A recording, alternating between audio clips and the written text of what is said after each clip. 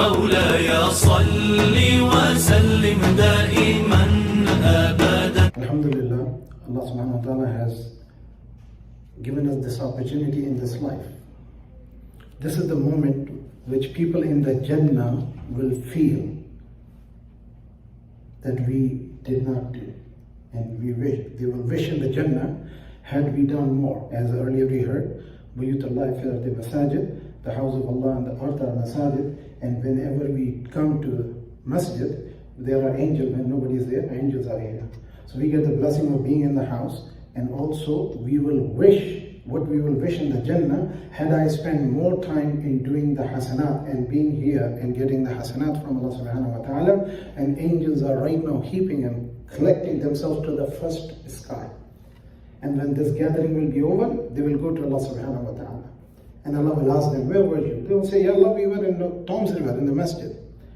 And Allah will not that He doesn't know. He will ask them, what you were doing there? What was going on? And they will say, they were doing the Zikr Hussain.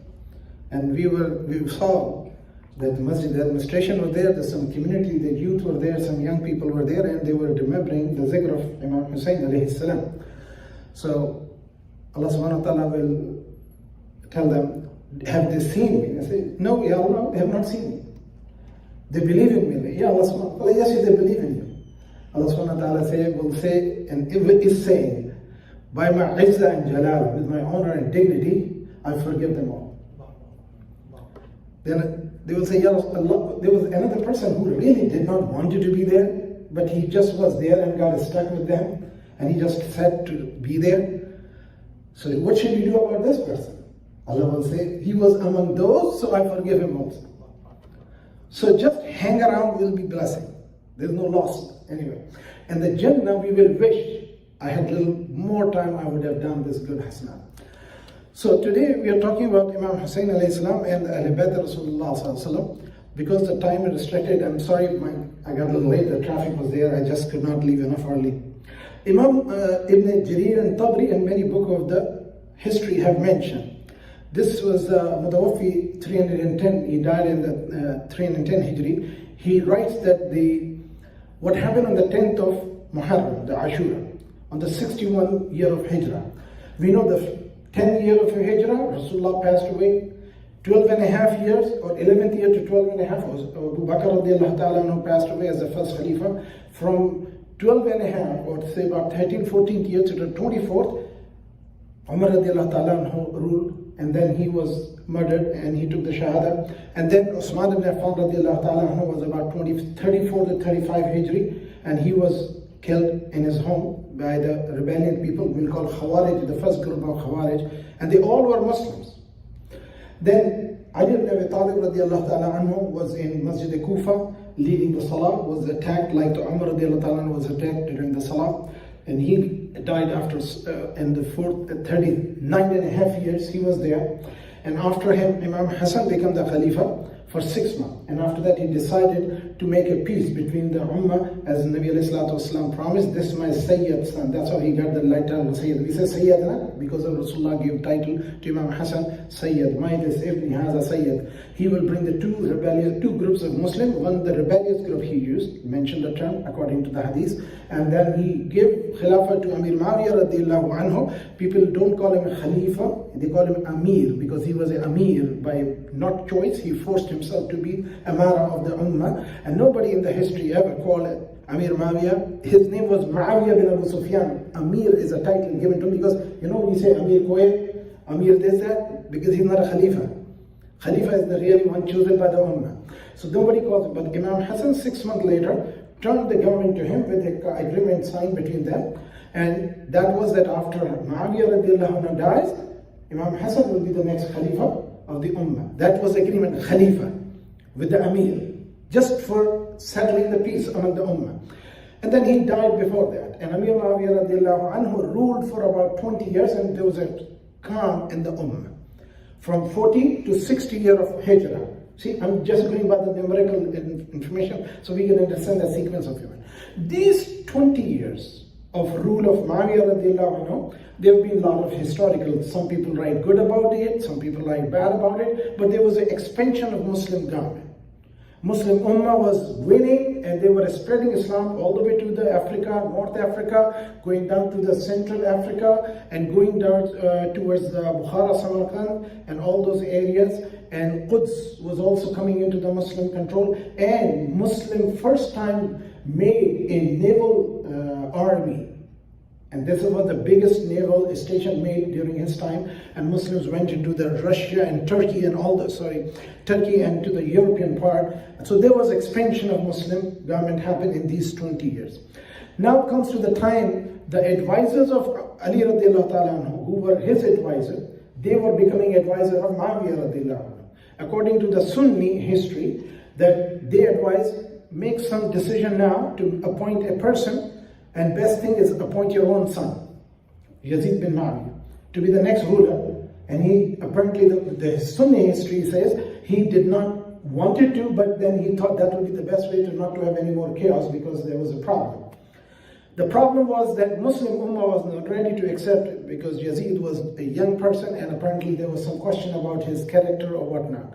According to one side of the history, Yazid was a Hafiz al-Quran also, and he was a practicing Muslim. But according to other accounts, he was intoxicant, he used to drink alcohol, he used to do an-Islamic thing, and he had made some statement about disrespectful comment about other people, and also during his life, before Al-Mu'mineen Aisha radiallahu ta'ala anha passed away, he apparently sent her a proposal. This I'm not sure, but this has been historical account.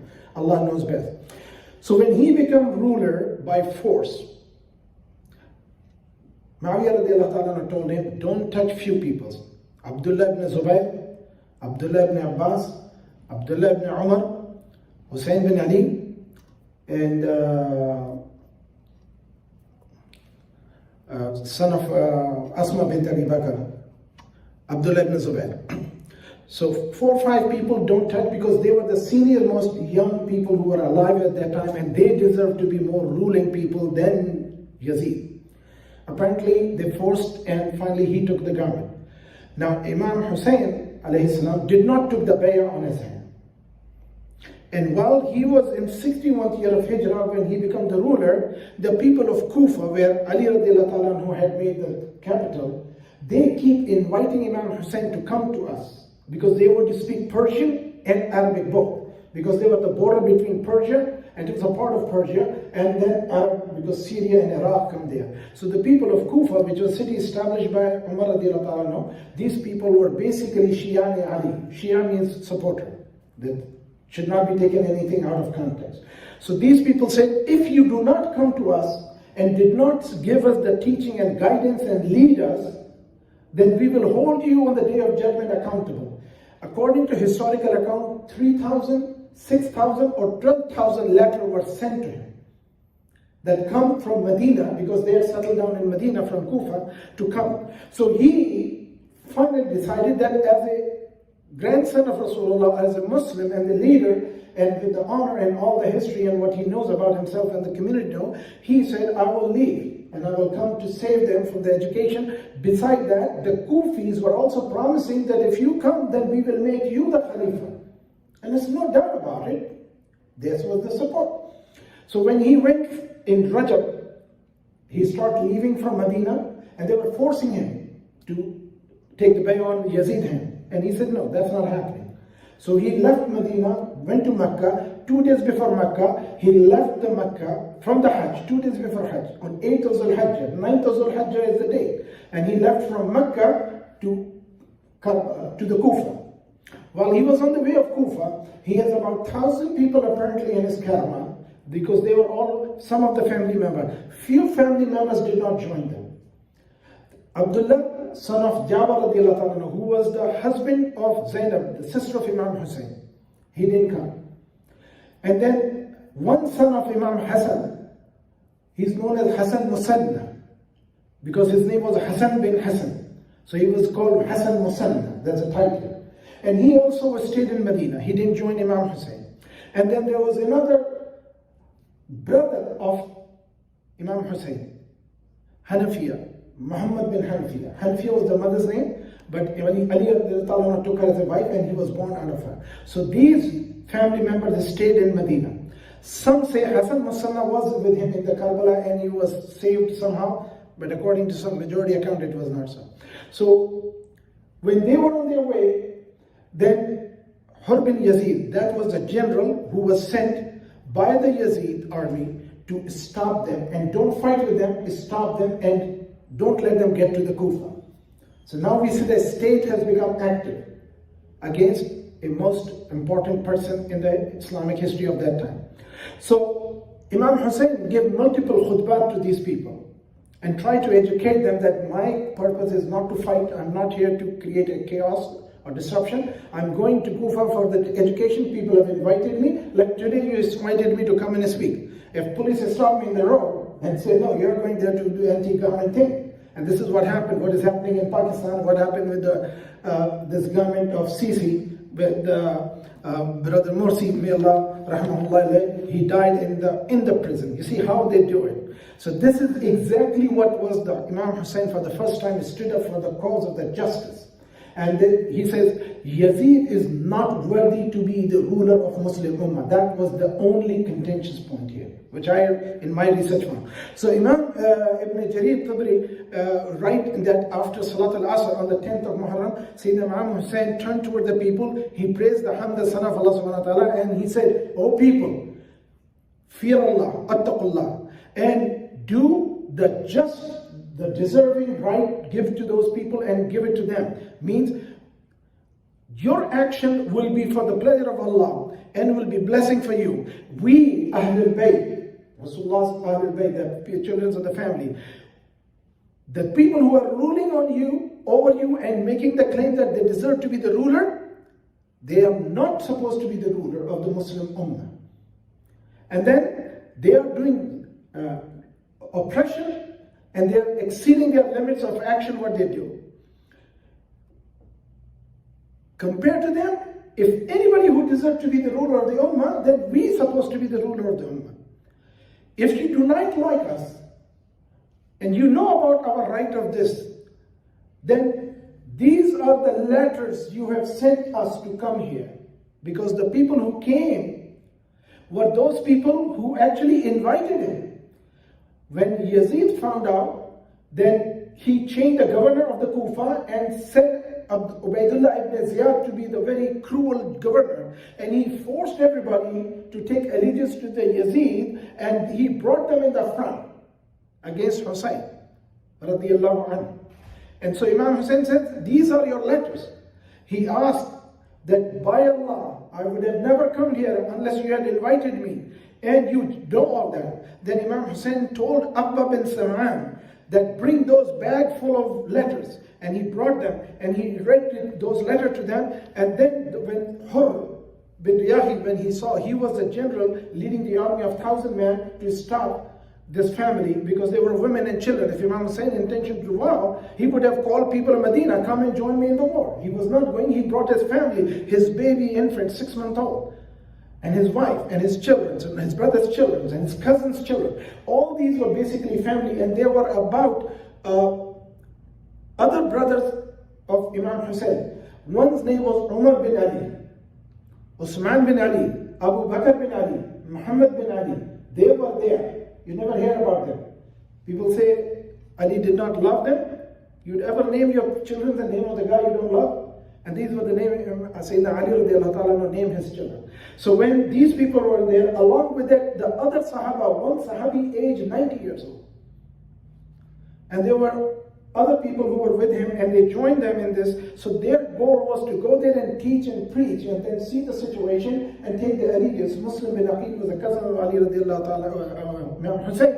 He sent him to Kufa before, and he said, take the allegiance of people. If they want to join us in the resistance in the government and teach the Islam properly, then we will come and do that. So then he said, if you don't like my presence and my going there, let me go back. Or let me go to the Persia, or go to the other places wherever you would be not intercepting or problem with me. They said, look, we are only ordered as an army to stop you. We are not supposed to let you go to Kufa, neither you are supposed to return back.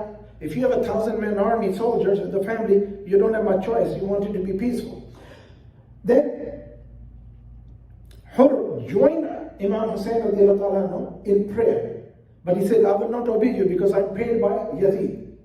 See, they understand the money and the power buys loyalties. They say, we know who you are, we understand who you are, but we cannot let go. This is when it happened. He started commanding, do not obey the leaders who obey shaitan. Obey Allah subhanahu wa ta'ala. When disobedience to Allah and His Messenger will be prevalent, then the fitna and fasad, the disruption and mischievousness will happen. Those who eat from the ghanim, that was the booty of the war, taking as a personal wealth, is not the right of Amir or the Khalifa. And when they made forbidden things allowed, then I have to stand up to stop it because my grandfather's religion did not allow it. So there was a problem with Yazid's personal life and his personal preferences. And then he acknowledged them. You know who I am. I am the son of Hussein, son of Ali, and that is the daughter of Rasulullah sallallahu alaihi wasallam. I am the brother of Hassan, and me and my family, we are supposed to be the representative of Islam. And whatever the agreement